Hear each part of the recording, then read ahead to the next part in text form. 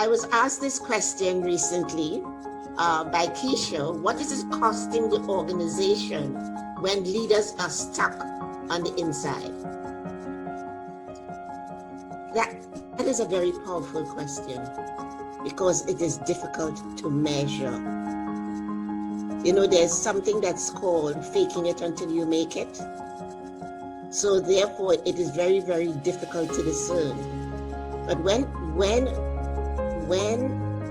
leaders are stuck on the inside, it negatively impacts their sense of who they are, how they relate to people, how they relate to themselves, what they feel they can and cannot do. It also impacts the effectiveness of their leadership, because what happens, they begin to, act it out on their employees.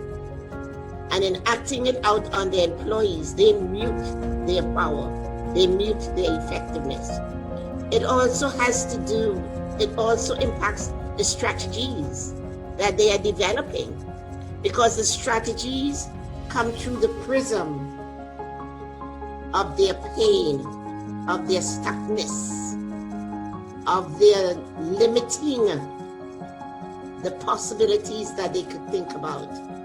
And I think that what happens, and it impacts the organization, and I will say it is difficult to be measured, because if it could have been measured,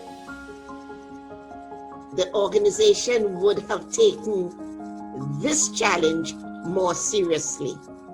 They look at the tangible dollars, but they're not looking at what's preventing them from increasing their productivity, increasing their profitability, decreasing their costs, and decreasing the disruptiveness that they have caused within the organization.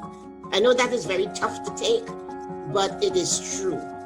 And this is something that becomes very, very difficult for leaders to admit. And therefore what they do, they pivot to providing more systems and processes that will facilitate their productivity and profitability. The change starts with you. You activate that change. And therefore, when you are stuck, and I know being stuck, especially at the top levels, it is something that you hide because it really impacts how people see you, and it may impact your promotions. But then get help.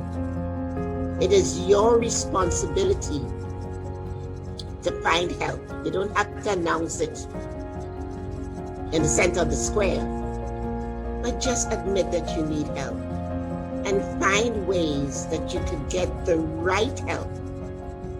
Not just dealing on the outside with the symptoms, but what's causing it. It's not putting the Band-Aid on the bullet hole, because the wound is being infected. And therefore, when we deal with the symptoms, it is being infected. The infection is getting worse. And I hope that I have shared a little bit about reality.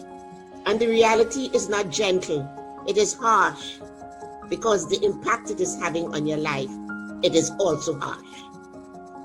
And now that you know better, I look forward to you doing better.